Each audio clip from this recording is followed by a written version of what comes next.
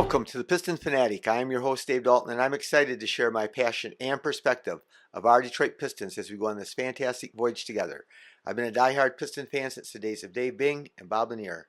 I've also been the varsity basketball coach of a very successful program in northern Michigan.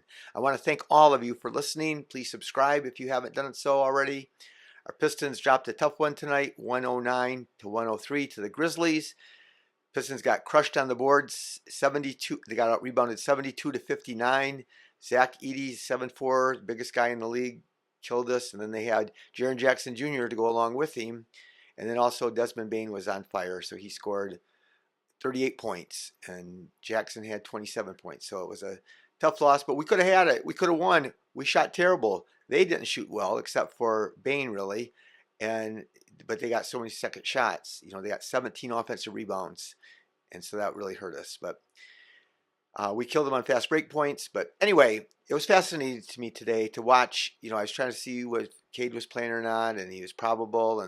But I knew that he was going to play because when the betting line was Grizzlies by 3.5. Then later in the afternoon, it got changed to Grizzlies by 1.5. So that's when I knew Cade was playing. And then later on, it got dropped back down to 2.5. Grizzlies by 2.5. So I knew that's why when they found out that Duren was not going to play. So it's just interesting to see what the voting lines go. But again, the Grizzlies played without John Morant, and we played without Tobias, and Duren was a late scratch. Probably our two leading rebounders are Tobias and Duren, and we get killed on the board. So that would have made a difference. But I'm sure that most of you are watching the Final Four. Duke's playing right now, and they're fun to watch.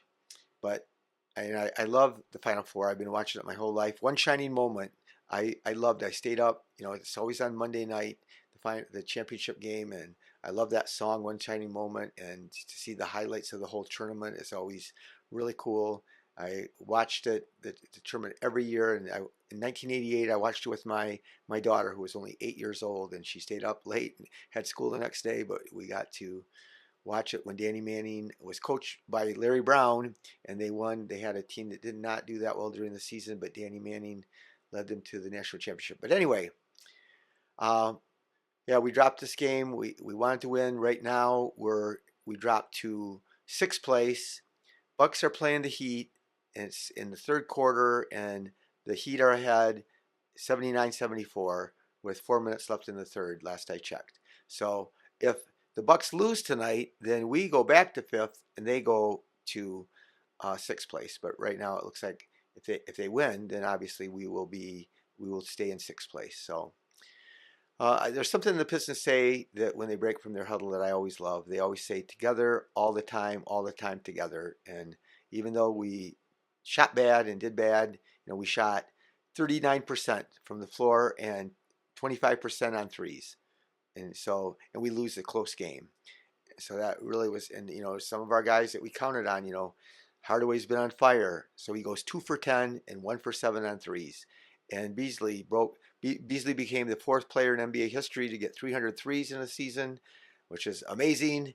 But he did not shoot good tonight at all. He shot 4 of 15 and 3 of 11 from 3. And you just see, we just need one of those guys.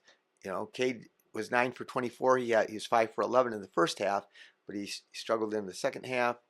Yeah, we just had a lot of guys that could knock down shots. Schroeder hit one right at the very end. He ended up 3 for 8 and 2 for 4 on threes. Here's the thing, though, that I can tell you teams are going to do with Dennis is, and it happened tonight, when Cade's in the game with Dennis, they don't guard Dennis. Cade's going 1 against 2, and so that is a problem. They leave him wide open, and then they just overcommit to guarding Cade. So anyway, Asar was really amazing in the first half. He still had a great game, 31 minutes, 7 for 9, but he was 5 for 6 in the first half, and he had a bunch of blocks and stuff in the first half and steals. But he ended up with he was 4 for 6 from the free throw line. He had 11 rebounds, 5 assists, 1 steal, 1 block, 18 points. So another good game for him. Stu played great. His first game back from the suspension. 34 minutes, 7 for 10, 2 for 3 from 3. Then he was two for 3 on or he was 2 for 2, I think, at the time. And in the second half, he caught the ball, and he's wide open. He had like 3 different chances to shoot it, and they just sagged, 10 feet off him. And I think he finally ended up shooting and missed it. But I want him just to fire, man. Especially to get that open of a shot. I take that. But he had 8 rebounds, 4 assists, 2 steals, but 3 blocks. And people get blocks, but Stu's blocks are the best when guys are trying to dunk it. But he had 16 points. Shooter has 30 points, 3 for 8 on from the field, 2 for 4 from 3, 2 for 2 from the line, and he ended up with 2 rebounds, 4 assists, 7 points. And Beasley, 33 minutes, like I said, 4 for 11 and 4 for 15 and 3 for 11. And Cade, like I said, he had a better first half, but he ended up with 25 points, but he ended up 9 for 24 and 2 for 6 on threes. And he was 2 for 3 on threes in the first half. So, he's 0 for 3 in the second half. 5 for 7 on free throws. He missed his first 2 free throws, and then he made the rest. But he had 9 rebounds, 4 assists, 1 awesome block, only 2 turnovers. Our Pistons only had 5 turnovers, so we lost. And the Grizzlies had 14, but they had so many second chance points. And they would get sometimes multiple shots, and then they would kick it out to a guy, and he would make a 3 after they got on their second or third offensive rebound. So we were playing sometimes, Stu got in foul trouble. I thought it was going to be a turning point with 6 minutes left in the game. Stu got called for his 5th foul, and then we challenged it, and we won the challenge. And so now he got only back in with 4, but anyway, he ended up getting the 5th foul, but it didn't turn the tide like I was hoping it would be. But Sasser played 15 minutes, 3 for 8, 1 for 3 on threes, 1 rebound, 2 assists, 7 points. B-Ball Paul continues his slump. We all love him, and he did so amazing the whole year until now. In some of these games, there's when Stu was out, we needed him, and when tonight Duran was out, we needed him, and he struggled. So 1 for 5. He only plays 11 minutes still. That's kind of weird to me that so we were playing that lineup with 4 guards, and Asar was playing center. Asar was guarding Edie, 7'4" Edie, guarded by 6'8" Asar Thompson. But like I said, Asar did good. He had 11 rebounds. He was our leading rebounder. Yeah, it was tough. Nobody could make a shot except Desmond Bain. He made his first 5 or 6 shots during the game. Anyway, the Hall of Fame was announced today. I want to talk about that a little bit. But the Dwight Howard and Melo made it. The guy that got away, that when we drafted Darko, the Pistons told Melo that the Pistons were going to draft him, LaMelo Ball, not LaMelo Ball, excuse me. Anyway, they told Melo that they were going to draft him, and then we drafted Darko, and so that was a big turning point. Could have been, if we had kept him, but was one of the like, I don't know if he's like 18th all time in scoring. Dwight Howard, he had especially the first, 75% or whatever of his career, he was amazing.